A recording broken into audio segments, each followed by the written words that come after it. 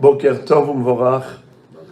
Un petit conseil concernant la veille de Pessah qui tombe Shabbat par rapport à Serouda Shlishit. Pour la Serouda du vendredi soir et celle du Shabbat matin, alors on avait dit qu'il y avait deux possibilités, soit de prendre des pitotes, les mettre dans le sachet et de préparer donc ces deux pains pour chaque Serouda. Et comme les pitotes, c'est pas comme les halotes qui s'effritent où les enfants peuvent les éparpiller dans la maison, on peut les garder de manière sécurisée, de manière à ce que après, à la fin du deuxième repas, le Shabbat matin, avant 10 heures, quand on a fait la prière très tôt, ce qu'on appelle la tfila avec le netz, et qu'on a terminé de manger avant l'heure de l'interdiction de manger du hametz, ensuite, ce qui nous reste, il faut l'éliminer. Il y a plusieurs façons de l'éliminer, soit de l'effriter, l'éparpiller par la fenêtre, ce qu'on appelle mefarer vezoré la rouah, n'est-ce pas? Ou bien, comme on a dit, mettre des produits détergents dessus qui rendent le hametz immangeable même pour un chien, ou bien, par exemple, le mettre aux toilettes ou dans le lavabo et d'ouvrir le robinet pour l'évacuer. Même aux toilettes, c'est pas considéré comme un manque de respect pour le pain, puisque la mitzvah d'éliminer le hametz, c'est la mitzvah. Regardez le Mishnah Brura, il parle de Bet Akissé. Le Mishnah Brura parle de Bet Akissé. Bet Akissé de l'époque, c'était vraiment pas comme le Bet Akissé d'aujourd'hui, c'était vraiment très sale, n'est-ce pas, puisque tout restait sur place, alors qu'aujourd'hui on tire la chasse, il n'y a plus rien. Donc celui qui mettrait du hametz aux toilettes, il les met dans l'eau, et après il tire la chasse pour aller aux égouts, mais dans l'absolu, c'est la mitzvah d'éliminer le hametz, donc il peut le faire le Shabbat matin de cette manière. Mais il y en a qui vont adopter la formule du Rav Ovadia Yosef Zatzal, qui a donné aussi cette idée de cuire ou de frire la matzah avant Shabbat et de l'utiliser comme pain pour Shabbat. Donc 2 matzot frites ou 2 matzot bouillies, on ferait dessus Hamotzi Lechem Haaretz, et on échappe aux deux problèmes. On échappe au problème du hametz, ce n'est pas du hametz, et on échappe à l'interdiction de manger de la matzah la veille de Pessah.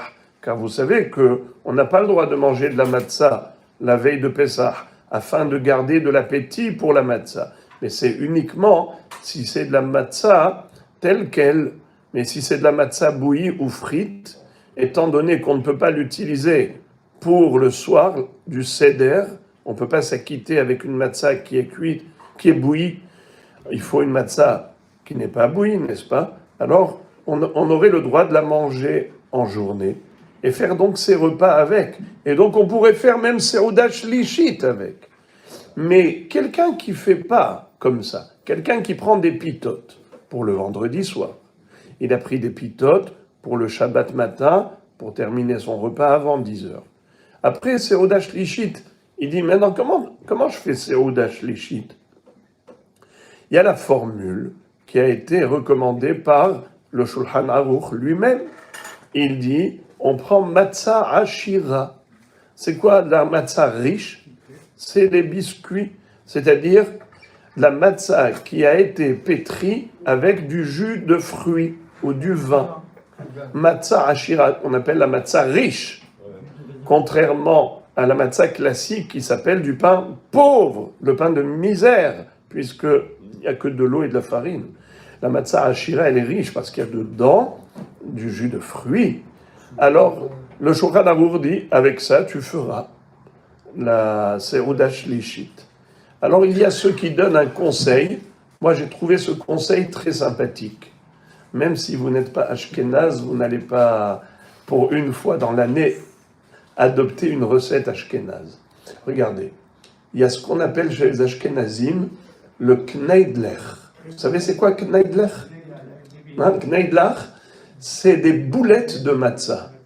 Vous connaissez les boulettes de matzah, ça vous dit rien? C'est une très bonne soupe ashkénaze. Et il y a dedans des légumes, il y a dedans du jus de poulet par exemple, et des boulettes de matzah. C'est-à-dire ils prennent de la farine de matzah avant Shabbat, évidemment, ils mettent dedans, j'imagine, des œufs, toutes sortes d'aromates et ainsi de suite. Ils font des boulettes et ils les mettent à bouillir dans cette soupe.